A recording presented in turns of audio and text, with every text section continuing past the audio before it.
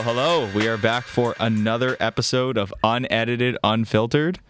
Ladies and gentlemen, how are we doing? I'm doing absolutely great. That song you just heard, Kick Out Travis Scott, I've been bumping it recently. Yeah. It grew on me as time has gone on. And obviously, Jack Boys 2 isn't that good of an album, but it's definitely grown on me. That's good. Yeah. I'm glad your opinion has changed. Speaking of opinions, the opinions expressed in this live show are individual and are not necessarily representative of Spirit Live or Toronto Metropolitan University. Just wanted to put that That out was there. the smoothest read I think I've ever heard of that, Right. ever. I'm getting better at this. We are getting better at this. I'm happy that we're back in the studio once again, despite some stressful times currently with exams and all that coming up, right? 100%.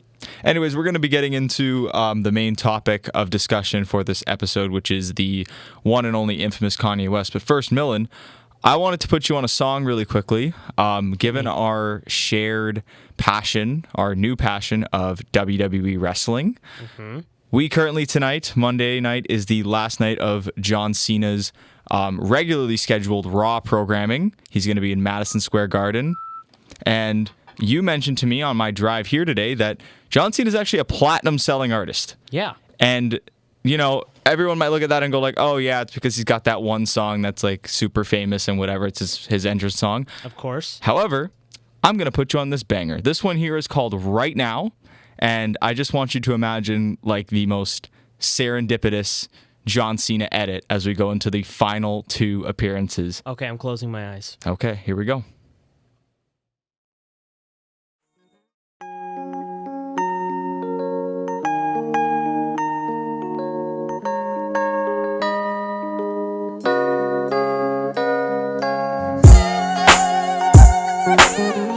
Yeah.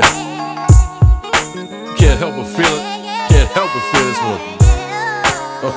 Yeah. Excuse me for a minute while I lighten the mood. Just clap with me like the lightning do. Yeah. A bit of soul food that you be biting into. And if you feel me, then I'm writing for you. Right now, put another coat of wax on the ride. For a minute, put the beef and the gats to the side. Cause this track's got a vibe to chill to. Enjoy life for 5 minutes, man. It's not gonna kill you. It's okay to be hard and stay true, man. But at the end of the day, we all human. This one's for you, the ones that you close to.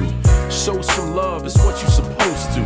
Right now, forget the ends and the bends. Pop a cold one, man, toast it with your real friends.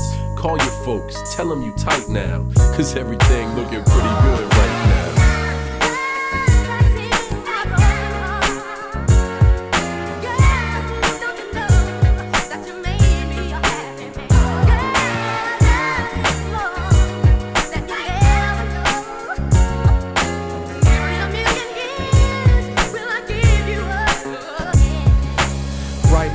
We all gon' ride, place those things on your hips aside. This whole vibe gon' change, give way with fame. But sometimes the more it changes, stay the same. Relax, baby, right now you here. And sit back, baby, with a round of beer.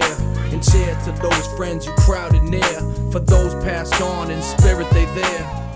It's gon' be what it must. I gotta be honest with you.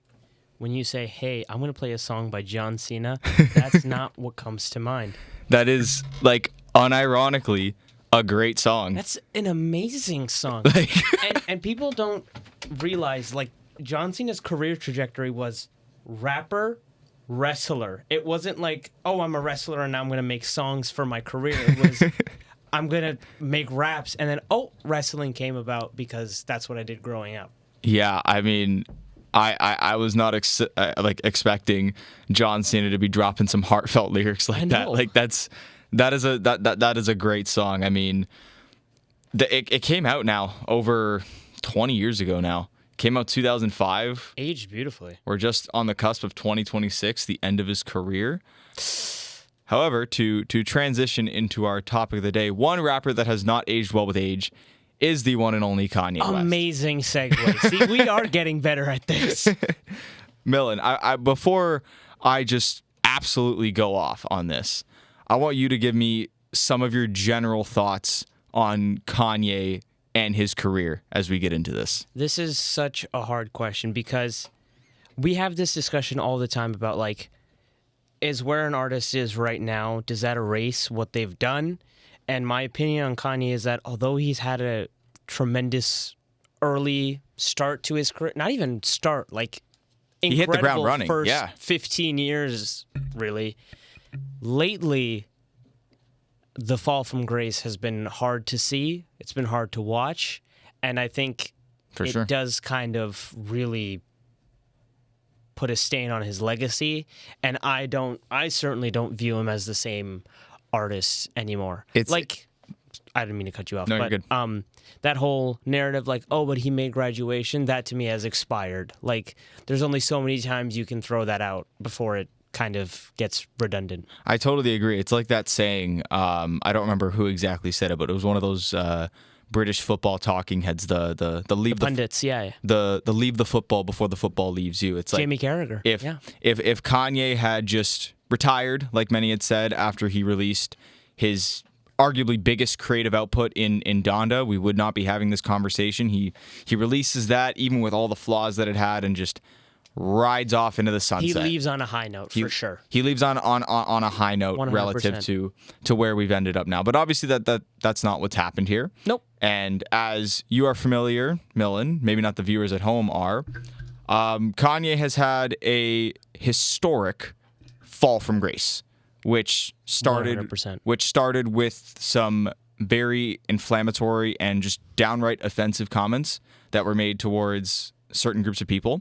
But then after that, it was the music that followed that was horrible as well. And there was a long 2-year hiatus between releases, and then finally got him back with Vultures 1. But I think that the most interesting thing to look at here is not the release of Vultures 1, because despite all of its issues, commercially, Vultures 1 did do well. It was a #1 album. It had a #1 hit. It had a Grammy nomination. It had a Grammy-nominated song in Carnival, which I remember I mentioned on your podcast last year.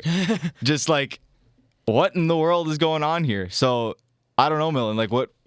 I don't even know what to say. Like, it's crazy to me that Vultures 1 ended up getting a Grammy nomination. It also, if you listened to last week, it feels like one of those things where it's like giving out a nominee because it's popular. For sure. And also because of the history of the artist. Like, Kanye West is not a stranger to Grammys. Like, I think he's the second most decorated.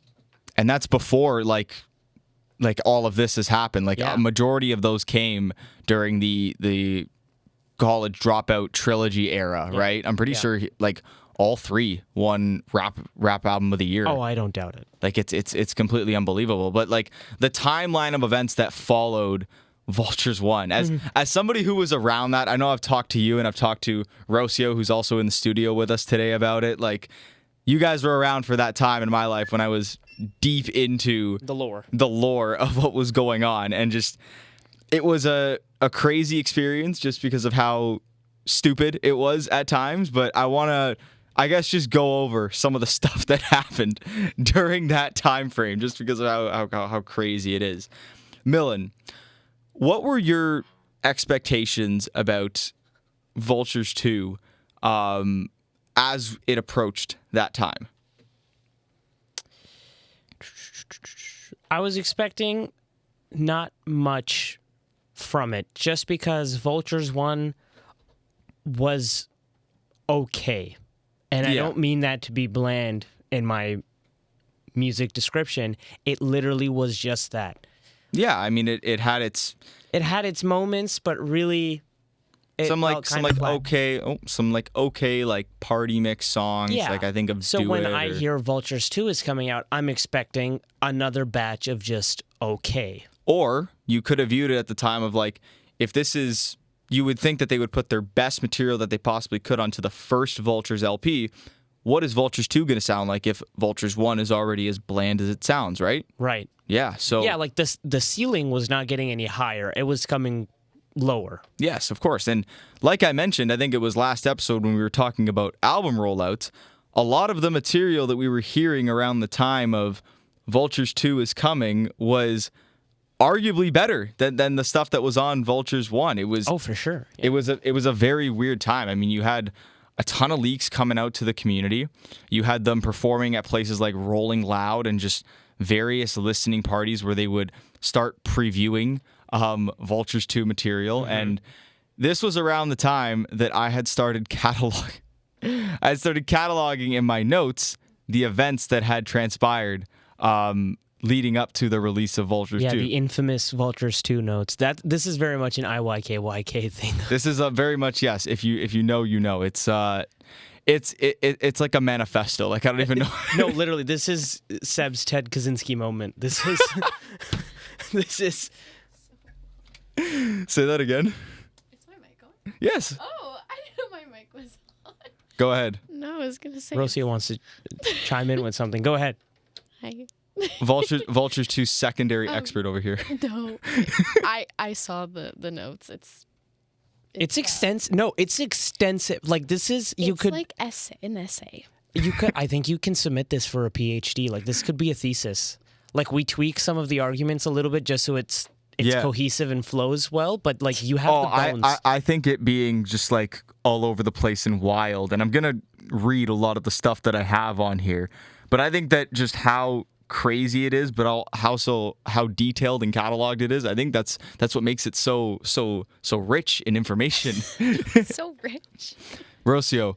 Sorry, I didn't know my mic was on, guys. No, you're I good. just turned it up. I didn't want you to be caught off guard, so I just turned it on. Also, before we start, Rocio has been doing all of our camera work throughout these last 3 episodes. We're on episode 4 now, right? Yes. Yeah, she's been doing our camera work. She's even doing it now as she talks to us. She's done great work for us. Love the work that she's done so far.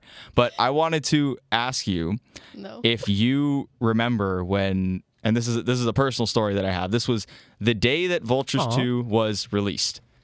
Do you remember me talking to you on FaceTime? Yes. What do you remember from that? I want you to talk to people about this. I mean, I wasn't very educated on like Vultures Well, you are now. in general, or like just Kanye as an artist. But I remember being, you seemed really excited about it, and you made me listen to the whole album. We listened to it together. You know, the music genre and just like the styles of the songs, I will say, are very different to what I typically listen to. So what do you specifically remember about like me and like my reaction to it? Like, do you remember the FaceTime call that we had? I was sitting on the front porch of that rental house. Something about the that's a whole other. I was in London, Ontario for a tournament, so that's something about the channels, right? Yes. So and I noticed it too because I was listening to it. I listened to it after on my end. How it was only coming out of, was it the right or left channel? Yes. It was only coming out of one channel, and you're like, do you remember this? I remember this. Yeah. I thought it was like an artistic like choice. I was like, oh. Yeah, no, he was panning the audio. No. But I guess it wasn't. Yeah. So for those who are unfamiliar, and I'll get into this as we get into this whole thing here. The song "My Soul" on Vultures 2, it's still up now. Upon release, the audio was only playing in the right channel.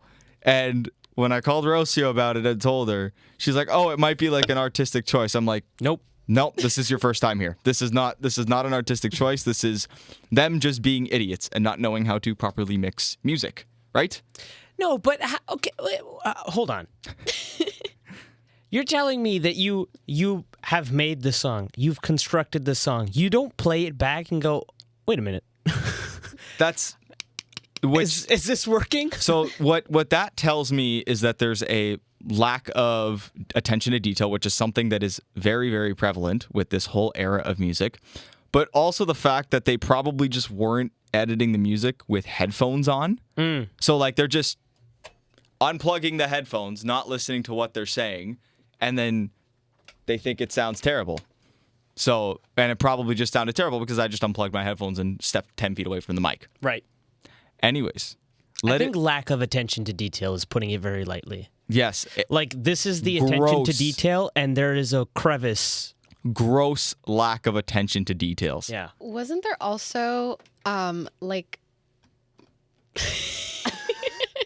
Wasn't there also a part in a song where it, like... I forget the title of the song, but it, like, replayed in a different song? I love the fact that you remember that. Let us go through the tracklist breakdown section of my notes here. Okay, So Slide was one of the very first songs. It's the opener of the album, by the way. We're going in chronological order. It was the very first song ever previewed for the Vultures era by Ty. A pretty good song. A pretty good song. By Vultures standards. By Vultures standards, a pretty good song, pretty cool idea. Fred Again production. It remained relatively unchanged from when it was played versus when it came out. So not really much to say there.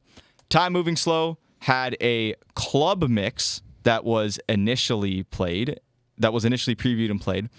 I have that. If we want to play that, I can play a little snippet of that if we want, Millen. Go for it. Sure. So this was, and I will just do the... Oh, hang on. Trying to find it here. Time moving slow. You got it. For my favorite song to come up. What's your favorite song? What is your favorite song? Isabella. Okay, so here was... I genuinely, to God, thought you were going to say husband. No. Oh, we'll talk about husband too. So here, I will play the version that initially came out versus what it was Go prior for to it. release. Whoa.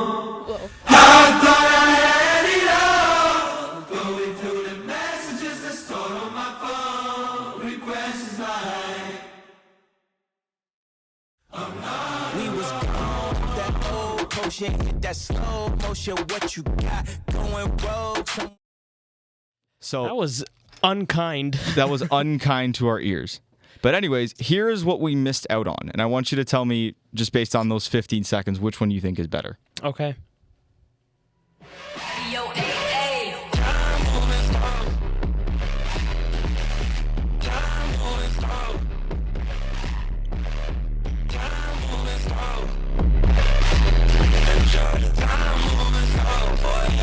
There you go.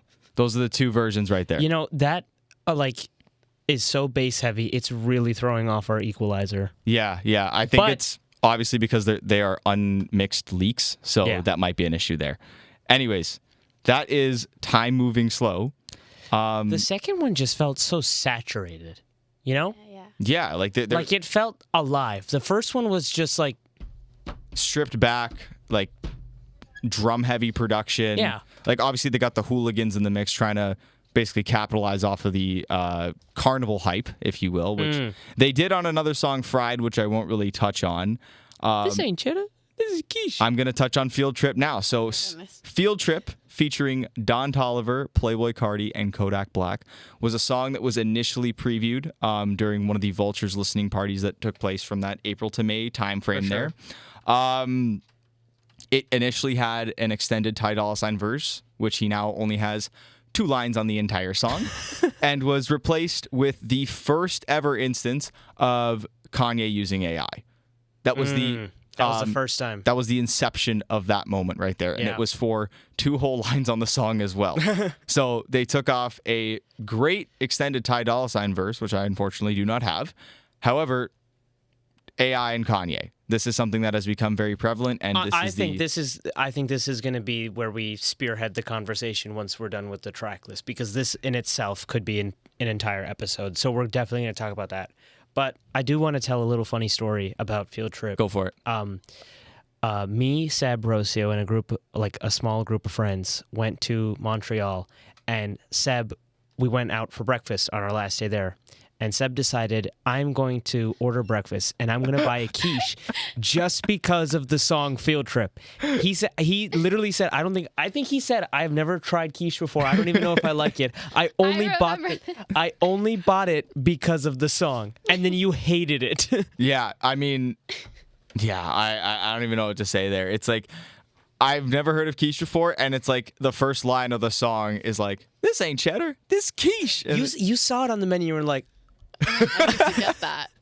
the cogs of my brain just started. I'm like, I the have to gears get returning. Yeah. it. I have to I get it, remember right? being in line, and he's like, I don't know what I'm going to get. I was like, oh, yeah, I'm going to get this. He's like, wait, quiche. I'm getting the quiche. I'm getting the quiche. I didn't know why until, later. He explained it to me at the table. I thought you were like a quiche savant. I thought you really loved, you were. No, it was a very interesting I didn't know taste. what I it will was. say that. Yeah. But hey, I mean, it made me step outside my comfort zone and try something new is what I could say right there. Then you posted it to Instagram. Snapchat. Snapchat. Yeah. That's right. My bad. Yeah, I mean, good times, right? Yeah. Yeah, there we go. What's next? We have Fried, which I guess not really much to say there. It's pretty much just a carnival ripoff. It's super, super bad. I don't even remember Fried. It's literally just a hooligans loop. Like it's not very good. Isabella is a 9-second interlude, my favorite which song. Rocio's talking about, which is a lady talking on the interlude is Ty Dolla $ign's girlfriend, Isabella. A full version of the song was released by the actual Isabella. What? And is there's a real version of it out. Can you play Isabella? Like You just should listen to it. I've never heard it before. You've never heard Isabella? I can't remember. Like I definitely have because I remember Okay, here I'll play it when for I you decided right now. I'm going to listen to all the Vultures, but I don't remember it. Okay, here you go.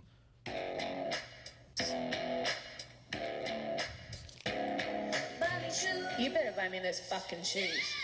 Oh wait, can you slow your That's it. Yeah. That's it. What? It's an interlude. That's your favorite song? Well, on the songs, yeah. Oh, okay. Yeah, I mean, it doesn't tarnish your ears as much as the rest of the album. Well, because it's 9 seconds. Yeah. But yeah, there is a full version out of the song done by the actual Isabella, which I think is hilarious. How can you even say full version? Like, there is no version of the song. Hold on. Shoes Isabella. Here it is. Oh, God. This is real. This is on Spotify. You better buy me those fucking shoes. I might have a little problem spending all your money. I don't remember this. I don't There it remember is. that. There's full version of Isabella right there. Like trash. I just like the 9 seconds. yeah. 9 seconds. It's the least torturous part of the album. You better buy me those shoes. I remember I would just like send Seb. Isabella. Yeah. Yep. that'd be it. Or we would just send it to each other back and forth. Buy me those shoes. Buy me those shoes. And then I bought her shoes for Christmas. The prophecy was fulfilled. It It was definitely fulfilled. There's Isabella. Yeah. Promotion, not a terrible song. Like it's just kind of a future throwaway thing. So I guess not. It's not really notable. Like it was previewed in December and then ended up coming out on Vultures too. So Right. not really much to say there.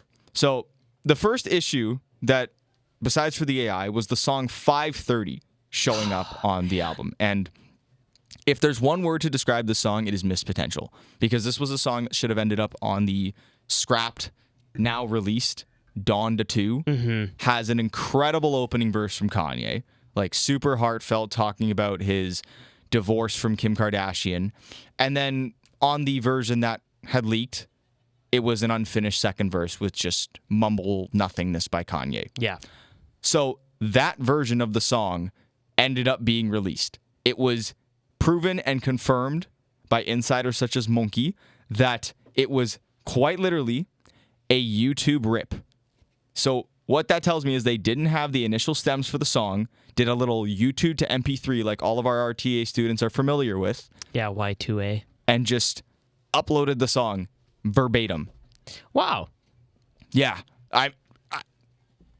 it's the standard is through the floor is what we're learning going through this whole thing. And Bar was on the ground. Kanye brought a shovel. exactly. Yeah. And I mean, besides for like the song ended up being updated later to have Ty Dolla $ign on the hook and then eventually to have a finished second verse. However, the second verse was all AI and was not actually performed by Kanye. It was performed Amazing. by Quentin Miller, who is a known writer for Kanye. Right. So it wasn't even him. Got it. So way to ruin a great song. This is probably the use of AI that bummed me out the most because for those of you listening, I have a strict no AI policy. Same I'm with very me. harsh on it. Same with me. Especially with And then- music. Yeah, especially in Kanye's case where he is sitting in the studio, just go record the verse, buddy. Like it's the mic is right in front of you. Like you are the artist. Turn it on. Like and this just isn't talk. This isn't some basement producer who made these beats and just Exactly. rapped over the songs and put like a Drake AI filter over it. Not saying that that's like a good thing or anything, but like you are the artist and you are in turn using other people to pretend to be you. Exactly.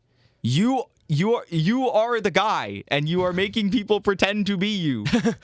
What? That just takes away the whole point of being an artist. Yeah, what are you right? doing? Like, and there are people who will still defend it to this day and try to claim to you that it's not actually AI or it's an AI enhancer, but what do you need to? Oh, okay. What do you want AI it enhancing? enhance? Just go do it again. Go do it again. If you're not happy with the take, do it again. like enhance the voice, like. But Your guess is as good as mine as to what that means. You I have no are idea. the artist. Your job is your voice. Yeah. Sorry, like I don't know how else to put it. I don't know. Anyways, moving on here. I really don't have anything to say about Dead or Forever Rolling. They're just kind of future. Maybe. Possibly. They're just kind of Future and Lil Durk and Lil Baby. Wait, is Forever Rolling different than Forever? Yes. Ah. Forever Rolling is the song with Lil Baby that you probably don't remember. No. Exactly. It's literally like throwaway songs. And I remember with Forever Rolling, there was talk about how after they previewed it was actually one of the first songs previewed for Vultures. And they gave it to Lil Baby to put it on his album. And then they took it back to put on the Vultures 2, which then tells me as well at this point, same thing with 530, that they didn't have enough material for a second album. So they took 530 off of YouTube, threw it on the album, and then said, hey, Lil Baby, can we get that song back? Yeah. I don't know. Anyways, also, Dead as well with Lil Durk. Kanye was actively feuding with Lil Durk at the time, and Lil Durk's on the album. So cognitive dissonance. So once again, that tells me that you don't have enough material, so you're fine just throwing Lil Durk on the album, even though you actively don't like him. Scraping the bottom of the barrel. Rocio, you love this next song here. Oh. Bomb with Northwest. I remember this one. Yeah, I just think. Yeah, go ahead. And you know what? If Northwest had released this song by herself, that would have been totally fine by me. Like, you know what? You have fun, kid. You do what you want. She's like, what, 12 years old? Like, if she wants to put out music with Chicago West as well, and you know Miles, she can do that. That's totally fine. But for it to end up on an actual Kanye West album is a choice. Should we play a little bit of Bomb? Should we serenade our viewers with it? Yeah, go for it. I couldn't imagine anything better. I'm gonna dance to it. Here we go.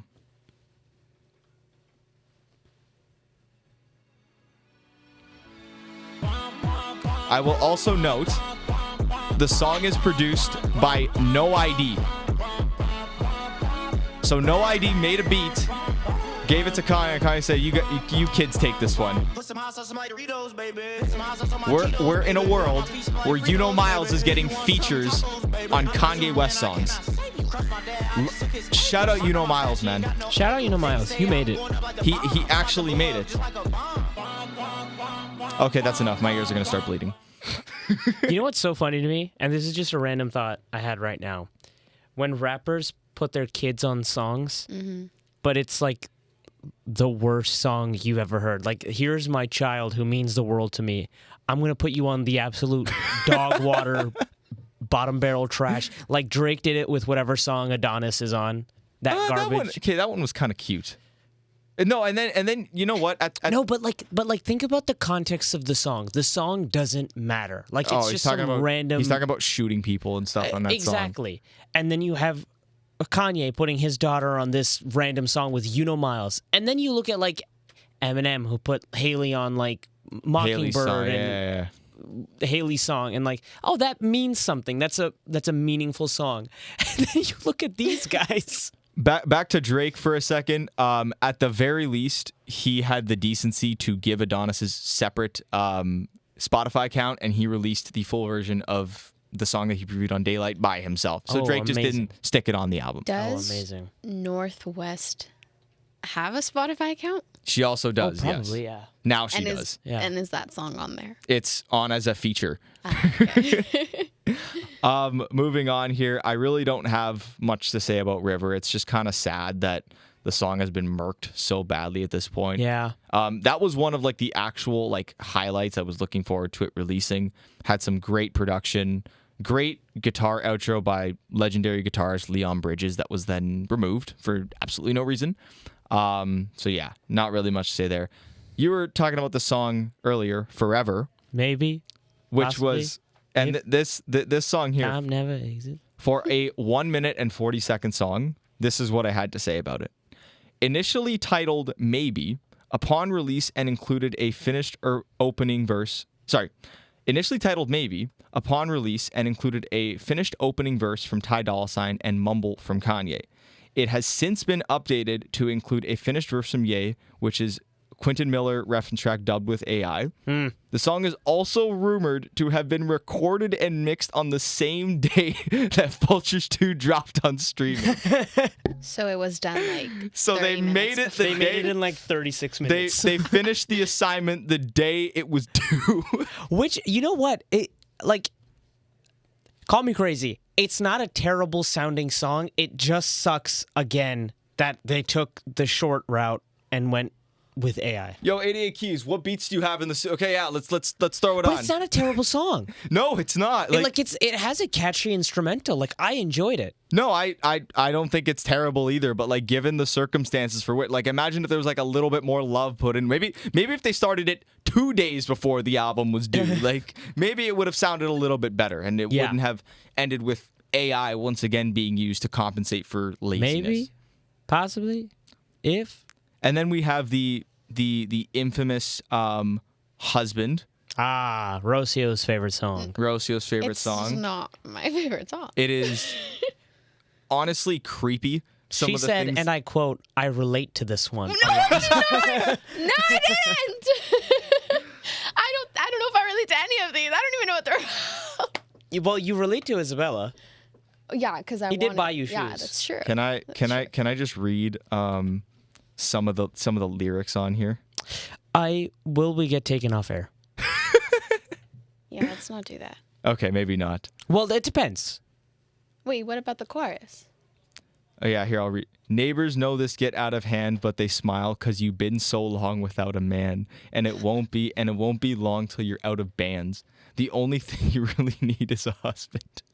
The only thought you ever need is I trust him. Seb, you should sing it. Nope, not happening. And then gotta plan for us, gotta plan to grow, gotta plan for homes, gotta plan for bats, we gotta plan for everything. We got a plan. This is like his "We Cry Together." No, no. We Cry Together is like actually like kind of artistic. Like for people who don't like to listen to it, like This is the Vultures 2 equivalent of "We Cry Together." if We Cry Together sucked. Moving on, Lifestyle with Lil Wayne. Don't remember it. Rocio, this was the one that you mentioned here, and I will read this verbatim because this encapsulates what you were talking about. About earlier. how there was Yeah, another part that part replayed of a another song part. put in. Oh, Yeah. okay. So, hilariously, upon the streaming release of the song, the sample used over the whole song, which sounds like a quacking duck, was so gosh. unbearably loud, it made it impossible to hear what anybody was saying. On top of that, the entire song Husband was initially on the outro of the song, along with Isabella randomly playing halfway through. So this is the quacking sound. Yes. Oh my gosh. Okay, yes. The one that goes wah, wah, wah. Yes. Do you have the original version of the song? I need to hear it. You know what? It's probably on YouTube. Because I figured out that they never actually they only ever updated it on Apple Music and Oh my God. and on Spotify. The Yeah. YouTube version stayed So exactly the YouTube same. version as well as the Amazon Music version and every other streaming service that isn't the major two are the same. You should play the quacking sound to the listeners. Okay, so wait here. I have it loaded up. There's just an ad playing right now, but yeah, this is I don't even know what to say about this. Like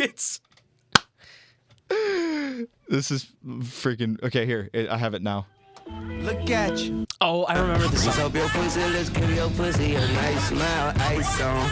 The money. Hold on, I want to go to my favorite part. She ready to go. So song's over. Neighbors know this shit get out of hand, but they smile. But wait. You've been so long Wait. without a man. Wait. And it won't be won't be long till you're out of bands. You better buy me this fucking Oh, and there's Isabella.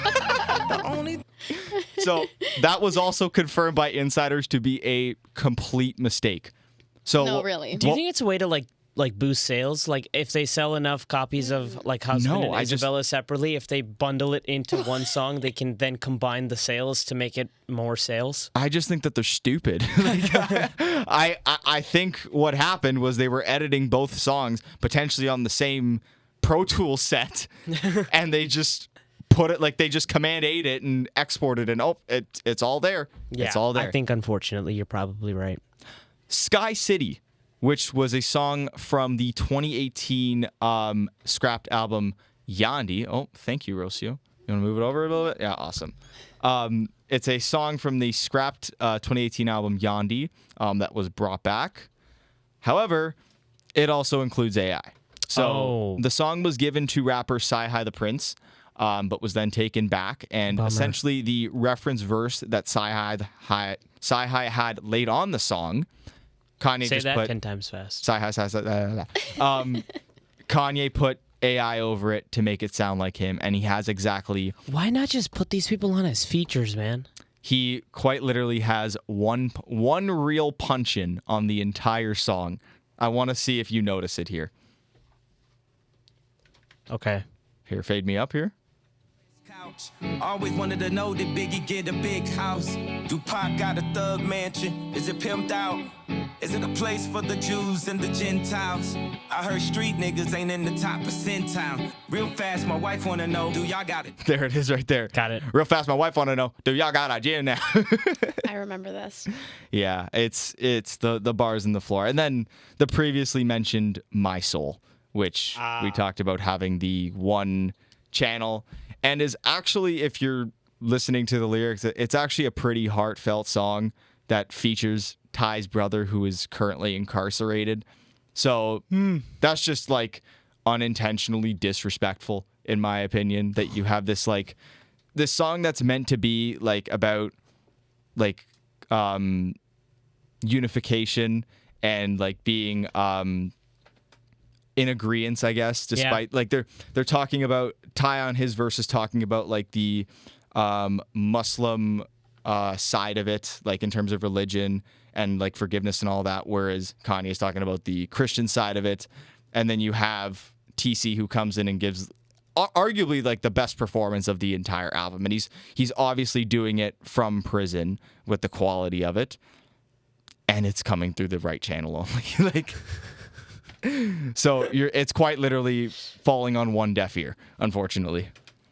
So Vultures 2 as a whole, like you said, brings up the issue of AI in music, and especially maybe how it is like an artistic thing. I was just gonna say, it's an artistic it could choice. be like he's in prison now, and this song is him trying to get on the right side of life. What? Right side, right channel. This is like the Kendrick fans who read into absolutely everything. This is what's going on right now. Look at me. This is who I am now.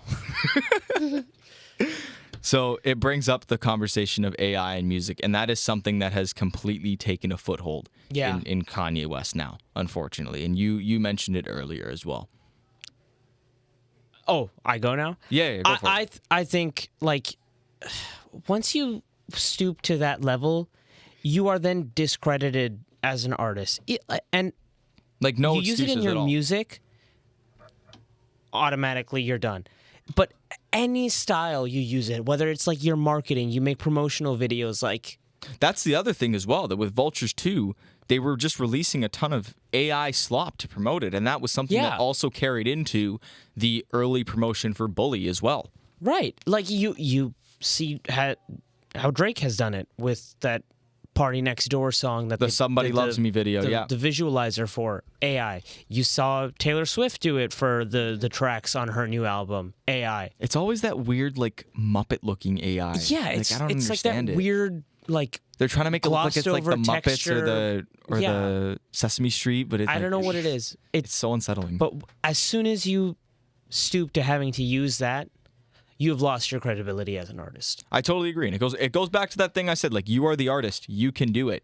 right? And it's happened with Playboi Carti now as well. Like somebody who is very. Or if there's like a specific vocal performance that you want that you aren't capable of, bring the person who is on as a feature. Like this is the same guy that would have, not even joking, like 30 different artists record for a song and then like meticulously pick and choose which parts of each verse that he would want to use. Right. Like having Pusha T. It's just lazy. Having Pusha T, Baby Keem, Travis Scott, all these different guys record verses for Off the Grid so that he could then craft his own but also add his part there, right? It's like, right. This is the same guy and now it's just easy cop-outs for AI, which is... It is genuinely laziness. Yeah. So when looking at the future of his career, it's not bleak at all.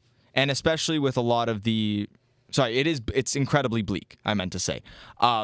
Especially looking at the comments that he made over this past year, him being in support of Sean Diddy Combs all of a sudden as well. My God. Like, completely unbelievable. Dropping a project with Diddy's son as well, which was... I completely forgot about that. As well as the release of the song Hallelujah and World War III, just cousins, like all those terrible, terrible, terrible songs. Like we can't even play those. Like they are so...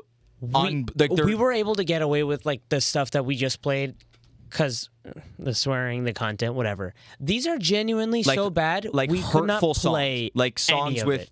terrible, terrible, terrible messaging. Yeah.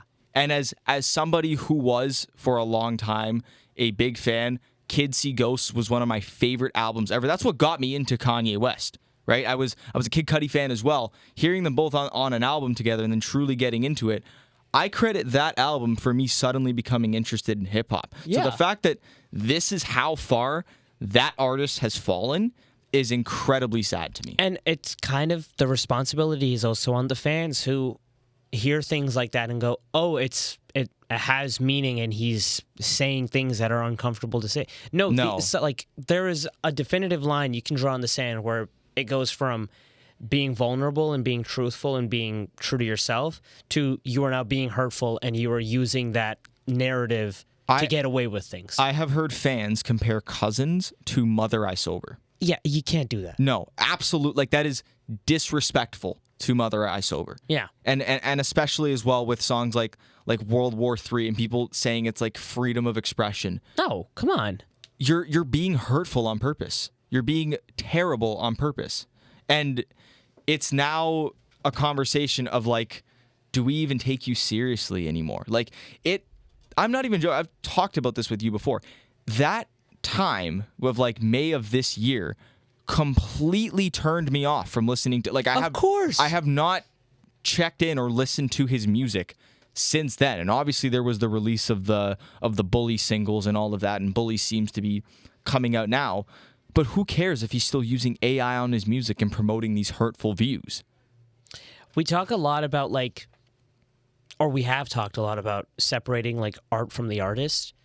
And it's not possible anymore. In most circumstances, you can kind of get by with it when there is a complete disconnect from what you're putting out to what you are.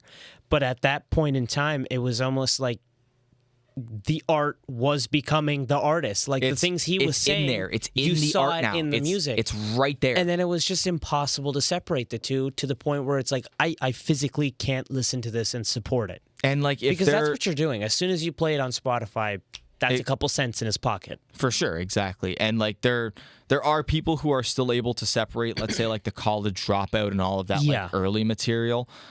For me, as much as I love that work, man, like it's like that the College Dropout's one of the best rap albums of all time, one of the arguably the best debut album of all time. For sure. But looking back at it now, like it taints it for me. Because how can I look at that version of like a young and hungry rapper was a producer for years looking to try and make his way into the music industry or into becoming a rapper, and this is what he is now. Like this weird, crazy man. Like And we've thrown hypotheticals around as like, oh, does he still have it? Could he come back and drop a project that, blows us away and shows that, he can still perform when he wants to? It doesn't matter. Like, honestly, does it matter? Also, do you think he wants to? That's the thing. Like, if Vultures 2 was an indication of anything, it's that he just doesn't care anymore. It's like, at the very least, Vultures 1 was a cohesive unit. It was a cohesive album that featured both Ye and Ty. And you saw this narrative stir up again once Bully was announced. It was like, oh, Bully he's done with Vultures. He's back to just solo Kanye. We're going to get another masterpiece. And then it's like, yeah, while he might still have the ability to make some good sounding beats, like chop up the soul, all that kind of stuff. It's like, on the mic, it's terrible. Half the time it's not even him. Like, so yeah, who cares? Like, why not just at that point in your career take a back seat, produce for younger artists, produce for other people? Like, I don't know. It's just such a frustrating thing, right? And it's frustrating because he is such a titan of the industry, and he is now setting an example for new artists. Which, like, think about all of the people who were in that weird stage of growing up with him to discovering him early on and are now observing what he's doing. Like, there are people, we grew up with that early era Kanye. Yeah. There are kids growing up with this era of Kanye who think that making music, taking shortcuts using AI and things like that is the norm. It's the standard. And there have been instances of very, very few instances of like a creative use of AI. Like, the one I like to bring up is JPEG Mafia, who used it on the song there, Honor Off the Drugs. Honor Off the Drugs. It was a AI soul sample of a Future song from 2011 that somebody had remade essentially with AI to be like a 1960s soul song, and he chopped that up, made his own song with it, right? Like, that to me is an acceptable use and a creative use of AI. It's not you using the AI, it's you taking something that exists like any other sample, reworking it, and then putting it into your music. Like, all of the work was done by you. You're just taking it from someone who used... yes, I'll go even further to say the person that made that remix is at fault. Like, you shouldn't do that. No, I don't think you should do that either. But in JPEG Mafia's situation, where you hear this and it's cool... You're not really endorsing the AI because at some point you can't even discern that it's the original source unless you really go through and... Yeah, of course, because the lyrics on that song as well are super meaningful to him. There's strings on that song and alternate production. Like, he put the work in behind the sample. The AI is not the only thing that is at play on that. And another thing that I will say that AI could be useful for, I'm yet to see people use it in this way, is for stem separation. If you want to separate, let's say, drums from a track that you want to use, for example, rather than having to put it into, what is it, the ASR 100 or one of those sample mixing things, you can have AI just directly separate it for you, which I would imagine would be super efficient. Yeah. For sure. Well, super efficient time-wise. Exactly. It's probably not at a point where resource-wise it's very... No, I totally agree. Just, I guess, wrapping up now with the show, one thing that I will mention that I guess is kind of a developing story is the fact that Kanye has actually apologized for a lot of the things that he has said recently and has taken it now one step further in removing some of those hurtful songs, such as HH and Hallelujah and World War III. Yeah. So it's a developing thing. Obviously, actions are going to speak louder. Like, a lot of action needs to be taken in this case because there is a lot of people that he has hurt with a lot of the things that he has said. I think the damage is already done. Like, the damage is done, but if he would be truly committed, there's a lot of things that he would have to do, despite an apology which he has done before, as well as just removing a couple songs off streaming. Yeah. Because this is a play that he has taken before, and it's a play that he used to release Vultures 1. For sure. Yeah. Anyways, I think that brings us to the end. Yes, Seb, of course. Thank you for guiding us through this detailed history of a dark time in everybody's life. And for the essay. And for the essay, for all your independent research. Yes. First-hand accounts. Thank you for help supplementing the gaps in the timeline, helping Seb remember certain moments and No problem. That was giving us a perspective. Like, I'm very thankful for that time because it honestly kind of got me more into hip hop. Like, I wouldn't say I would be where I am with my relationship with hip hop music now if it wasn't for that time. Yeah. Because it helped me realize there's so much better music out there to For sure, to take yeah. to look at, right? There's much more better artists to follow, right? For sure, 100%. But thanks everybody for listening. We will see you next week, Mondays, 1 p.m. as always. Thank you so much for listening, and we will see you then. All right, awesome. Bye-bye.